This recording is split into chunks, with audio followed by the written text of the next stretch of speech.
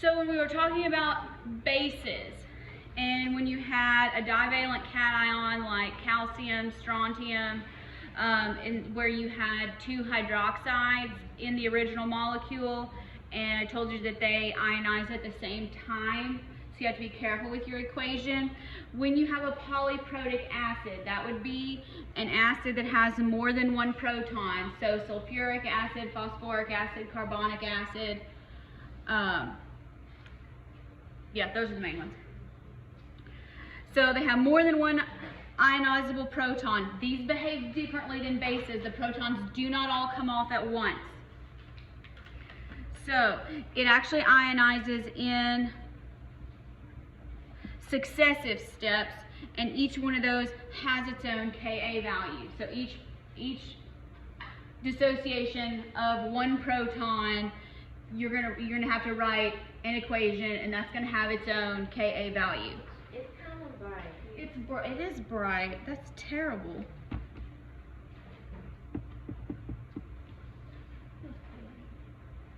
Hey, that's better. Let's go on down. We want stuff that bright. Better.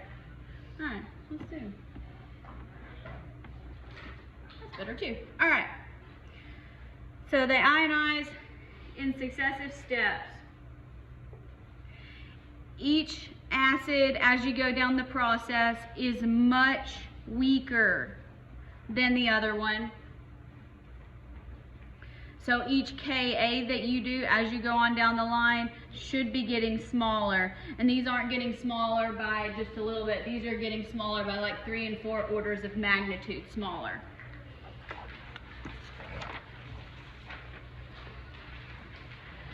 So this isn't the best table as far as contrast goes. These are just some examples here. So what you can look at though is you can look at the difference between your first Ka and your second Ka. It's always bigger, or in the case of sulfuric acid, that's a strong acid, so it doesn't even have a Ka for its first ionization. It completely dissociates. But when you go on down the line and when you lose a second proton, going from hydrogen sulfate anion to sulfate anion plus a proton, it's much smaller. So here, you know, we're talking about, this is what, 3 orders of magnitude, 5. Phosphoric acid has 3. So each time, the first proton tends to come off maybe easily, sort of. The second one, much harder. Has to do with Le Chatelier's principle. There. So when you're doing the pH, the first proton that comes off is going to be the strongest acid, and it's going to be the only major component, like when we have a mixture of acids, and we said the strongest one was the only one that matters. This is the same here. Now, that happens unless you have a very weak concentration, which we're probably not going to deal with. All right, so let's try this out. This is vitamin C, 0.1 molar vitamin C. The first thing we should do is we should write an equation. So let's write an equation for the dissociation. H2C6H6O6. Okay? Is this a strong acid? No, it is not on the list. That is correct. So it's going to give us 1H plus, and it's going to give us a HC6H6O6 minus.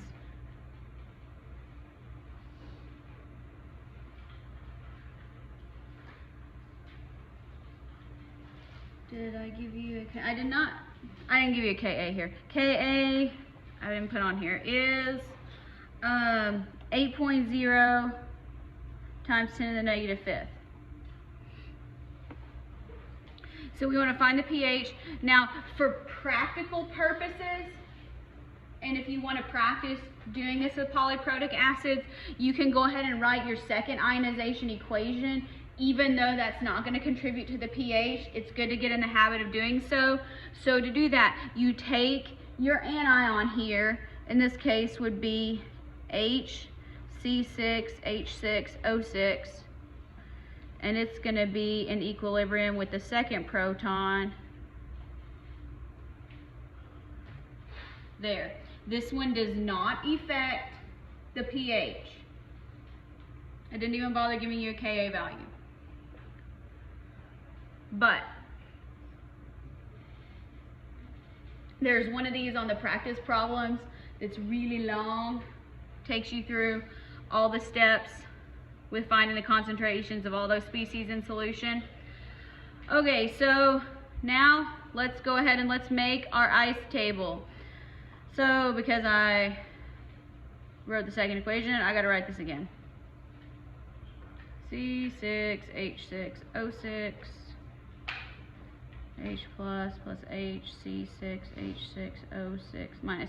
All this is asking us to find is the pH. So what do we care about when we're finding pH? Hydrogen ion concentration. Very good. How much do we have initially? Yeah, 0.1. And then 0 and 0. So minus X plus X plus X. Alright, so at equilibrium, 0.100 minus X, X and X. Can we use X as small here? Yes, we can. We can because 0.1 divided by 8 times 10 to the negative 5th is definitely greater than 100. That makes life easier. So we can use X as small. So I'm going to go over here, start writing my equilibrium K expression. I'm going to go ahead and plug and chug as I go along. 8.0 times 10 to the negative 5th. Products go on the top. Reactants go on the bottom. Minus X. X is small, so you can mark it out. So 8 times 10 to the negative 5th times 0.1. So that's 8 times 10 to the negative 6 equals X squared. Take the square root.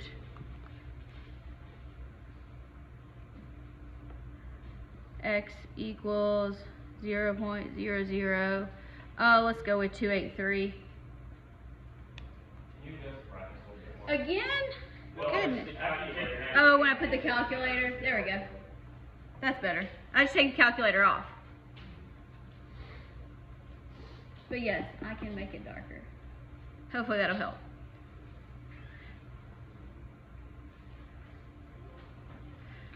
Alright, so concentration of H plus is the same thing, 0.00283 molar. Make sure if I ask you what the concentration is, you put a unit.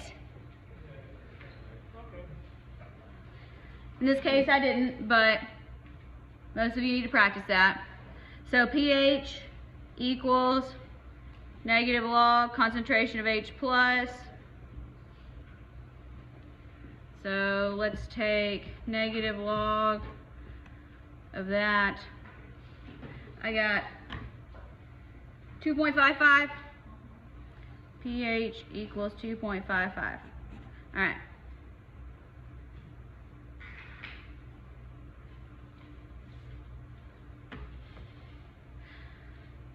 Now, everybody clear so far? This one's a little harder because this is 0.01 molar, which means it is considered a very weak concentration, so we do have to take this into consideration. However, this helps because, think about it, bear with me here. This is a strong acid. So that means all of this dissociates into all of these, right? There's a question like this on the quiz. So if the concentration of H plus is the same as the concentration of the acid because it completely dissociates, as is the conjugate base. So these are the same. So we're going to use this equilibrium equation in our ice table. But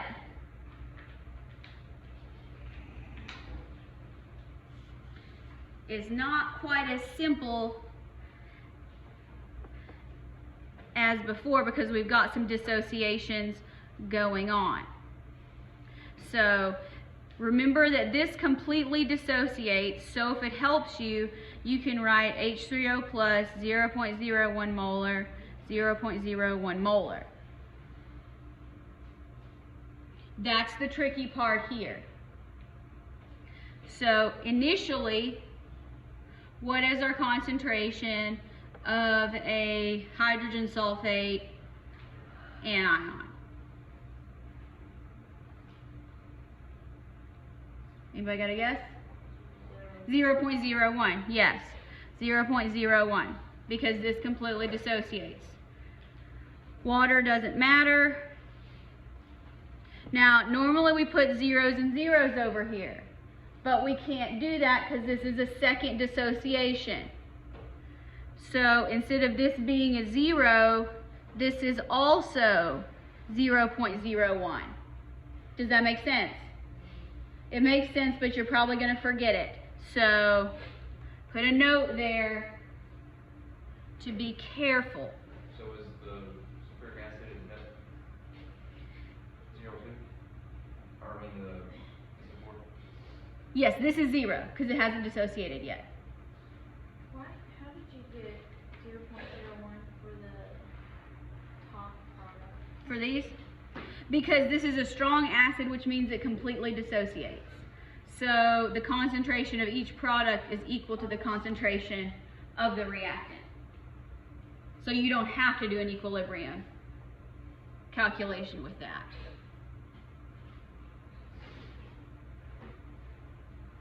If I gave you a dilute concentration of a weak acid, then you would have to do multiple equilibrium calculations, and those are no fun at all. All right, anybody else? Questions on how we got here so far? Okay, now, same thing, this is gonna get lower, this is gonna get higher, this is gonna get higher. Because we don't have coefficients here, so it's not gonna matter. So 0.01 minus x, 0.01 plus x, and x. Questions so far? Are you sure? Is it all just going to match code? What's that? And is it still a match code? Yeah. From here the math is the same. Yeah. We are not going to be able to use x is small here. But if you put the one, I don't think we are. So if we have 0.01 divided by 0.012, not greater than 100. All right, so no x is small. That stinks. But, so 0.012 equals x 0.01 plus x over 0.01 minus x. All right. So here 0.012 x. Did I get that right? Oh, another 0. Okay, equals 0.01x plus x squared. Did I get all the zeros in the right places? Okay, so let's set it all equal to 0. So it's going to be an x squared plus 0.022 x minus 0.00012. Alright, let's run a quadratic formula. A equals 1.022 negative 0.00012. Alright, we can ignore the negative answer because we can't have negative concentrations. So I got x coming out to be 0.00452 roundabout. Everybody with me? Solving quadratic math.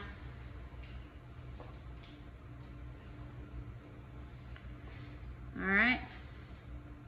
So all this asks us to do is find the pH. So we know that our concentration of H plus equals 0.01 plus X, 0.01 plus 0.00452, 0.01452,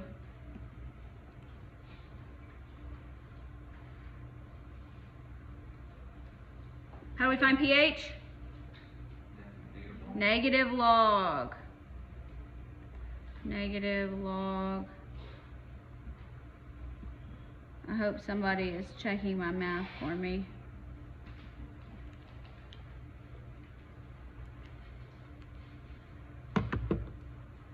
Alright, negative log 0.01452. 1.84? Alright.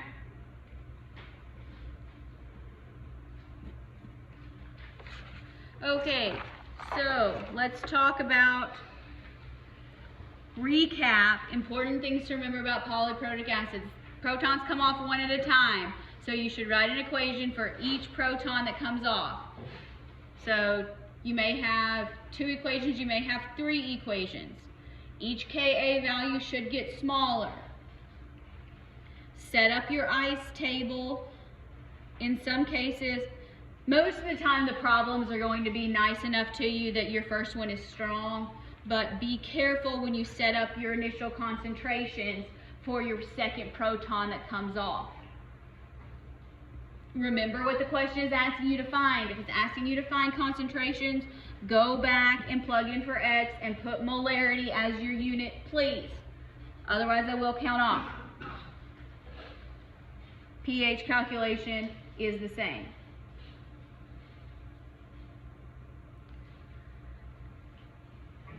You only need to worry about it if you have a very dilute concentration. The second proton matters. Otherwise, you treat it like a mixture of acids and the strongest one dominates.